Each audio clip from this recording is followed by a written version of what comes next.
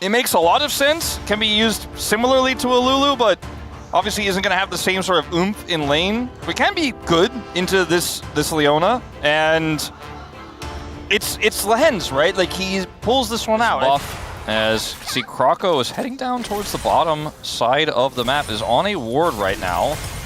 Just the same, they are going to have to play very carefully if he does commit, and I think he is planning to do so. Tough though, if he gets stunned under turret, like, Lehens needs to choose his stun target carefully. Paulo probably want to go in first.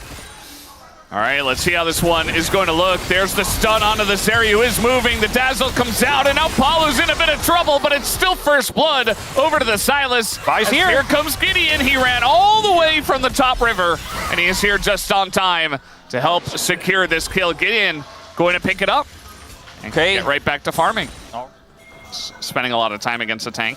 So this is actually really well handled here by the side of Nongshim as he uses the turret here, then flashes to the other side, maintaining the turret aggro on this Leona, who's the stun target. And I think trying to kill Silas there, or gank rather, with the rotation up of Gideon and Lehens, and Hype and Paulo just seem like they are finding out of this way too late. Slow comes in.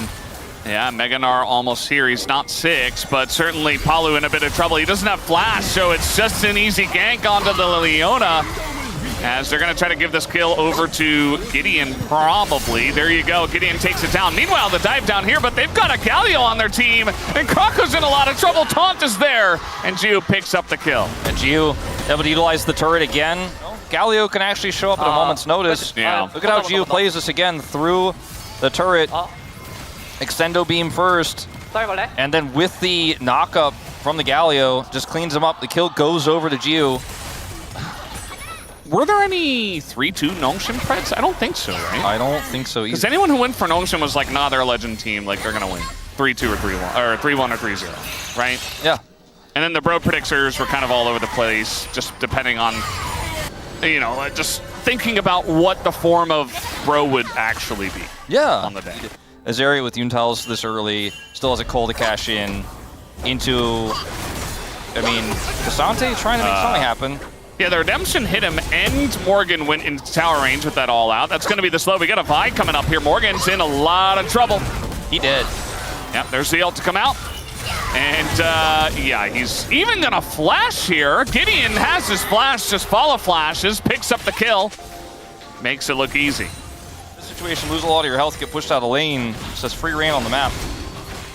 All right, trying to collapse here. We got Vi ult available, but there's no damage at the moment. Trying to stop this, but now even the Taric ult is going to come down, and they're invulnerable for just a little bit of time.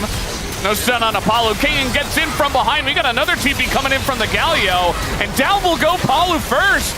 As in it is Calyx. He's looking to take down Kroko. The Jhin positioning very safe, but the front line is just not there, and they just tank it all up. Morgan not going to be able to do anything, just has to run away. Closer's going to get a lot of work done as the Dragon is being taken alive. We have a fight. Meanwhile, Lehens taking a bunch of damage. That's not the target you want to go for. Nice exhaust, though, as the Vi is in that backline. The smite down, and now we got King about to hit Meganar. Kroko trying to be real in this game. But as we can tell, he is not at this point in time. As the Wallop comes down, the Dazzle, just the everything thrown into him, and King doesn't even have to gnar. And that is that. 4 deaths on this Silas, trying to be real. And if I'm going to be real with bro fans, might be time to start thinking about which lower bracket matchup you would prefer. And I'm telling you right now, it's not being and well, they're still playable. And they have backfired. Now Feats of Strength over to Nongshim, as this lower third will describe to you guys. And we have obtained them.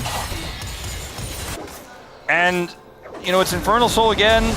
No double dragon on either side, but 5,000 gold at 15 minutes. It's greater than any soul, or rather, any single dragon that Pro has a time buy is going to feel. And also, like, time buy isn't really good for your comp in this situation. No. Kane's just adding insult to injuries, just letting all the minions die, denying Morgan. He's got Lehens around too. Saying, nah, I can just kill the turret later after the entire wave dies.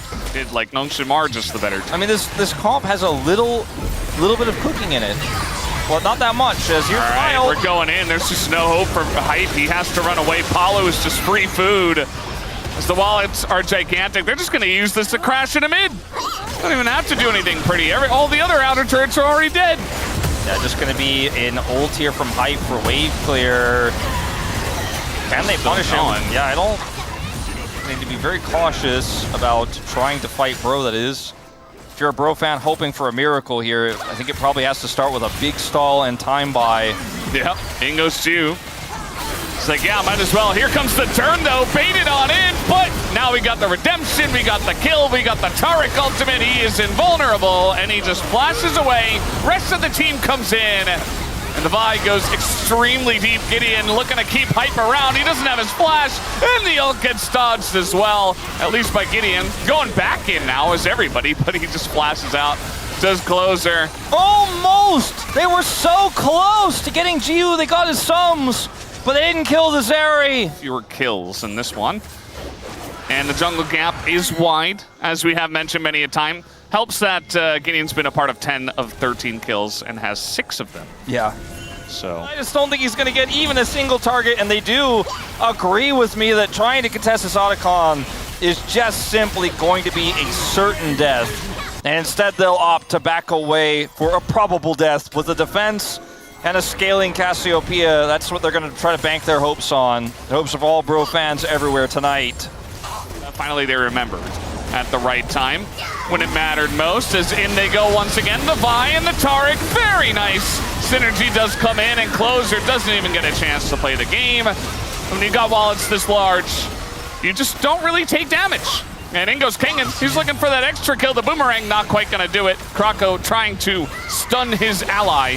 It's not quite gonna work. Get that Jhin! Oh. Oh, wrong team. I mean, Closer he doesn't have budget for any more defensive items, man. He doesn't have a Zonias. He's just dead. Krako's got a Gnar here for some delay, excuse me, as he's going to look for it. All right, they're going to look for it. They're going to trying to clear out that wave. We got another wave coming in, but I think for Nongshim, you're up 12,000, but they still want to play it safe. They don't want to pull a DNF. As they say that, though, they just go right back in, and they get another kill. All right, there's a bit of a Cassante flank here from Oregon. Kingen is probably dead. All right, Kingen going in. He's not quite going to land it. Meanwhile, the front line will just be the sacrifice, it looks like, as Lehen's actually going to be able to flash out. And it looks like he gets away with the disengage. If they chase too deep into the Zeri, too, like, careful. Yeah. They didn't end the game. They're not going to beat their record from game 1, but it's still 12K. We're actually making it even larger here. And no turrets have been taken by Bro fans, but it's a bit of Broprium, but it's all we have now. He's hanging out there with Pool Bay, man, and they're going to maybe get it done. He's got the Scryers. He's got the Scryers. He sees where they're at. All right, now they're going to be like, huh?